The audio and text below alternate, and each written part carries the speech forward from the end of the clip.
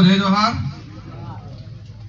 आज भारत आदिवासी पार्टी खेरवाड़ा विधानसभा किस पंडाल में विराजमान हमारी माताएं बहनें, हमारे युवा साथी, बुजुर्ग वडील और खेरवाड़ा विधानसभा क्षेत्र से यहाँ के प्रत्याशी विनोद जी को मेरी ओर से अग्रिम शुभकामनाएं। और आप सब मिलके इस विधानसभा सीट पे अभी ये माल्यार्पण कार्यक्रम हो रहा था। इस कार्यक्रम में मेरा मन कर रहा था कि अभी ये माला पहनने और पहनाने का समय नहीं है, अभी यहाँ रगड़ा निकालने का समय है। अभी माला पहनने और पहनाने का समय नहीं है, अभी ये रगड़ा निकालने का समय है। ये लोकतांत्रिक देश है और इस लोकतांत्रिक देश में हर 5 साल के अंदर जनता को अपना अधिकार, अपना जो हक है मत, ये लोकतंत्र की एक चाबी है, उस चाबी को लगाने का समय है। और मुझे उम्मीद है खेरवाड़ा ही नहीं, पूरे आदिवासी क्षेत्र की जो जितनी भी विधानसभा सीटें हैं, इन सारी सीटों पे इस क्षेत्र का जो वोटर है, ये जो वोटर इस बार ये लोकतंत्र की जो कुंजी मानी जाती है, जिसे हम मत कहते हैं, वोट कहते हैं, और ये लोकतंत्र की चाबी इस बार ऐसी लगानी है कि कमल कांग्रेस के ताले हमेशा के लिए बंद हो जाए। साथियों, आप सब आए हो, आपके मन में ये जो भारत आदिवासी पार्टी है, उस पार्टी को लेके, इस विचारधारा को लेके एक पॉजिटिव भावना है और इसके अलावा अनेक सवाल हैं। आपके मन में आशा है कि हम इस संगठन से जुड़ेंगे, ये संगठन हमारे समाज का, इस क्षेत्र का और इस देश के विकास में, देश की उन्नति में बहुत बड़ा योगदान देगा, ये आपके मन में आशा है। और अवश्य ये जो विचारधारा है और इस विचारधारा के आधार पे जो हमने बीएपी बनाई है, ये पार्टी आने वाले समय में पूरे राजस्थान, मध्य प्रदेश, गुजरात, महाराष्ट्र और आने वाले और समय में हम अन्य राज्यों के अंदर भी इस पार्टी और इस विचारधारा का विस्तार करेंगे और आने वाले समय में पूरे देश के अंदर एक मुख्य पार्टी के रूप में इसको जाना जाएगा। लोग कहते होंगे कि क्या हो जाने वाला है, कुछ नहीं होने वाला है। जो आज खेरवाड़ा के क्षेत्र के, उदयपुर क्षेत्र में चर्चा चल रही होगी, थोड़े बहुत हैं, इकट्ठे हुए हैं, बिखर जाएंगे, ये बात चल रही होगी, आपका मनोबल तोड़ा जा रहा होगा। लेकिन साथियों, ये बात मैं बता दूं, ये बात 2018 में हमारे डूंगरपुर में भी चलती थी। जब मैं विधायक का चुनाव लड़ा, मेरा शौक था, मैं अधिकतर टी शर्ट में ही घूमता। जब मैं कार्यक्रम में जाता, कहीं जाता, तो कमल कांग्रेस के कुछ लोग देखते, हंसते, क्या सोरो हो करवाना है।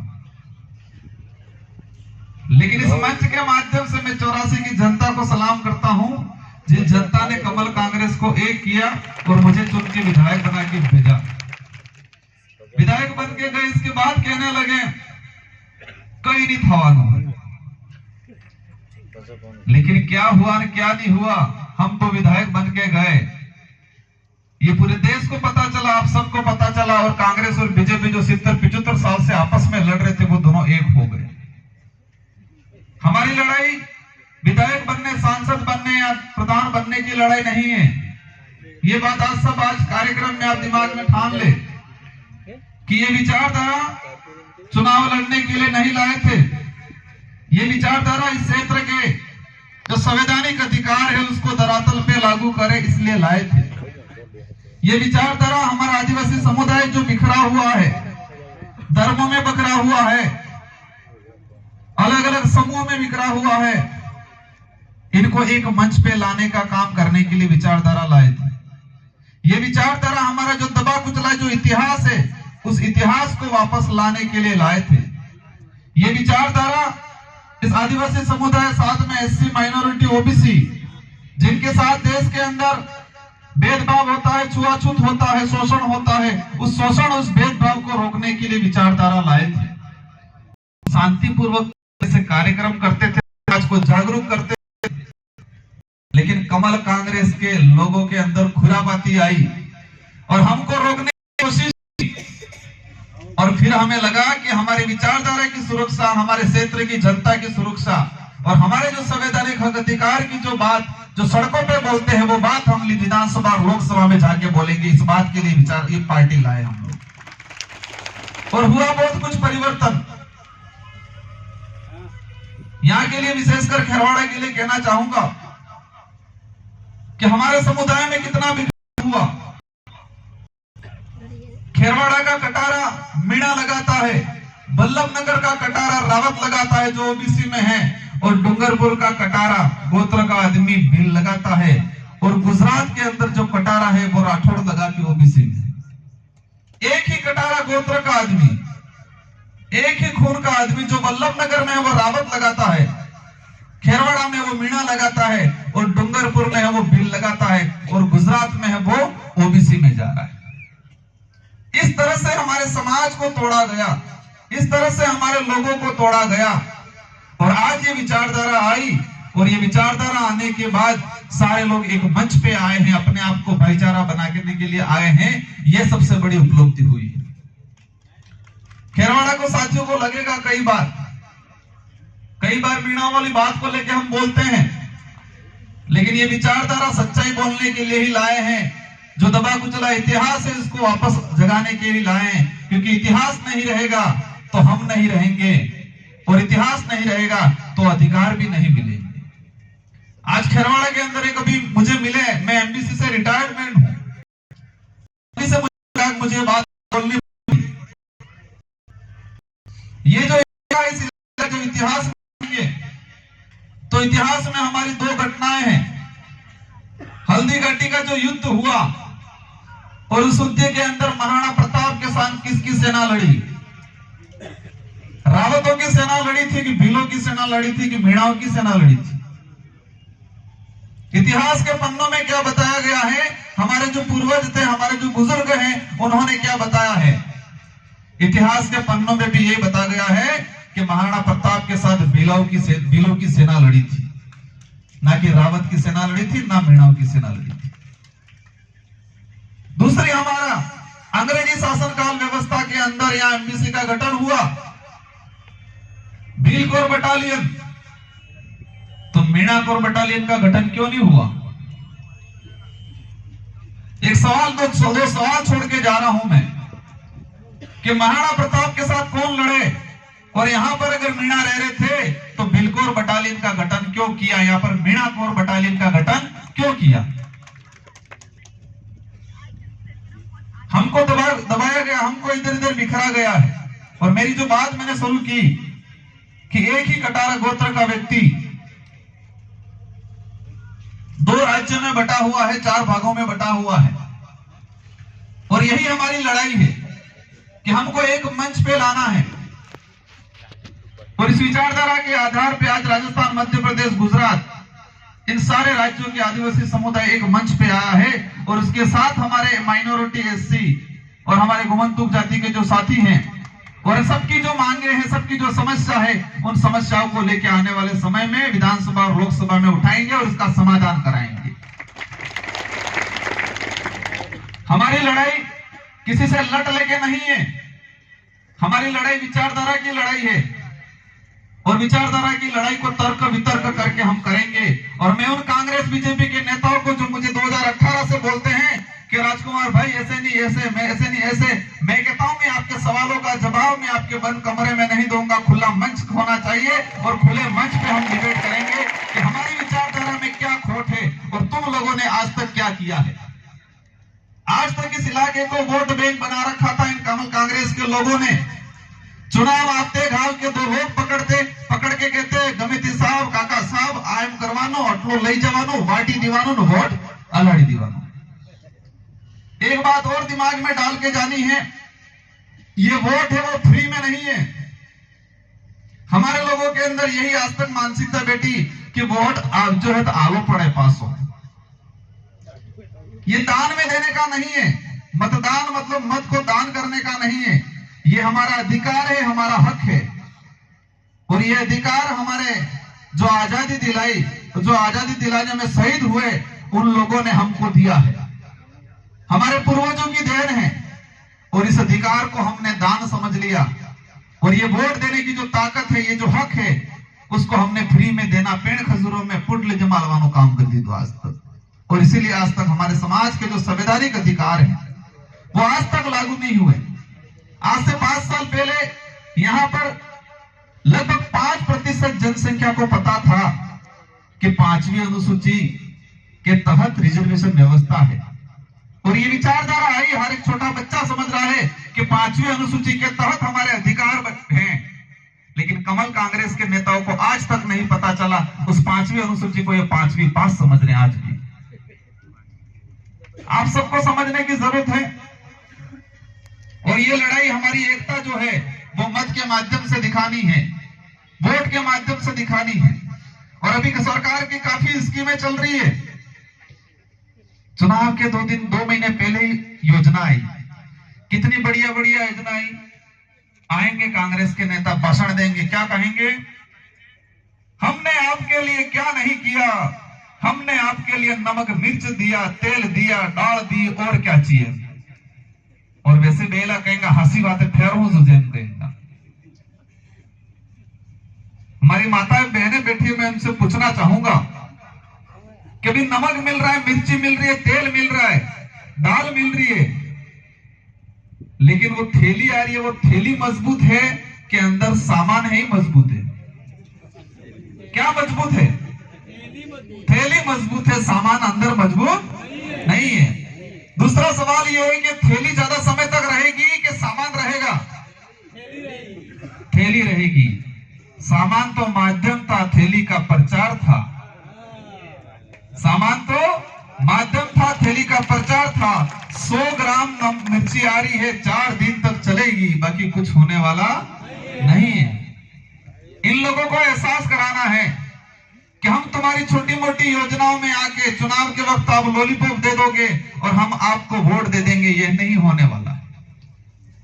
और देश में इन सरकारों की समस्त योजनाओं का जो विरोध करता हूं, जो योजना गरीब जनता को परजीवी बनाती है, गरीब जनता को एक लालच के रूप में दी जाती है, उन सारी योजनाओं का हम विरोध करते हैं। हम चाहते हैं कि हमारा देश आत्मनिर्भर बने। और देश तभी आत्मनिर्भर बनेगा कि इस देश में रहने वाला प्रत्येक व्यक्ति आत्मनिर्भर बनेगा, तो ही हम इस देश आत्मनिर्भर बनेगा। और ये भारत आदिवासी पार्टी की जो विचारधारा है, जिस क्षेत्र में ये विचारधारा काम करेगी, उस क्षेत्र के प्रत्येक व्यक्ति को आने वाले समय में आत्मनिर्भर बनाने का काम करेंगे हम लोग। बाकी ये लोग हालत खराब कर देंगे, हम लोगों की ताकत खत्म कर देंगे, हमारे लोगों की सोच खत्म कर देंगे, तर्क वितर्क करने की शक्ति खत्म कर देंगे, लंबा सोच ही नहीं पाए, सीमित सोच पाएंगे। और हालत खराब कर दी गई है। और मैं इसको हर कार्यक्रम में उदाहरण के माध्यम से समझाता हूं, और वो उदाहरण हकीकत घटना है। मैं आज बताना चाहूंगा कि सरकार की जो योजना आई है, उस योजना को लेके यहाँ के अधिकतर साथी माउंट आबू अंबाजी गए होंगे, माउंट आबू अंबाजी गब्बर गए होंगे। और आपने देखा होगा कि वहां पर अपन जाते हैं गाड़ी लेके, अगर गाड़ी थोड़ी सी भी धीरे करेंगे तो रोड ने होड़े कटला वांद्रा ने दौड़ी नावी जी गाड़ी पाए, गाड़ी के पास जो वांद्रा रही दौड़ी नावी जी। और वहां जो यात्री परमानेंट जा रहे हैं उनकी भी आदत पड़ गई, केले हैं या पणजलो रोटो है या प्रसाद है, हाथे लेन से। और जेवा गब्बर सड़े वांद्रा दौड़ी नावी चलो थैली गाड़ी जाए, गाड़ी जावा बाद जे अंदर यात्री है, यात्री कास खुली ने सामान आल दे, थैली में हो गाड़ी ने केड़ो है, रोटो है आल दे। और वांद्रा है खाई पासा रोड होड़े फेर बेरी बिजी गाड़ी करनी जना हम फेर इंतजार करें, फेर बिजी गाड़ी आवेगा दौड़ी जाएगा, चलो फेर फाटे गुटाड़ी केड़ा वेगा बिस्किट वेगा, फेर आलेगा, फेर बेजीगा। अब ये बंदरों की जो टीम थी, आदत बन गई ऐसी। अब ये जो जानवर है जंगल का, एक फुर्तीला है, एक ताकतवर है। आने रोकड़े थी कि ठीकिन पेले रोकड़े जाई सके, पेले रोकड़े थी कि ठीकिन पेले रोकड़े जाई सके, और चाहे ही फल फ्रूट खाई सके। और माउंट आबू अंबाजी के पास पूरा जंगल इलाका है, और जंगल में कई प्रकार के फल फ्रूट वाले पौधे, पेड़ पौधे हैं, और चाहे वो खा सकते हैं, लेकिन आदत पड़ेगी पहले फ्री वाली। अब इनके बच्चे पैदा हुए, रोड ने होड़े पैदा था, जो सोरोन आकी खोलनी, जीवी खोलनी रोड कीटो, और रोड माते पहली गाड़ी साथी दीटी, और गाड़ी जीवी आती है पेलो फ्री में आती, तो बच्चों की आदत वही पड़ गई। बच्चों को लगा हमारी दुनिया ही है।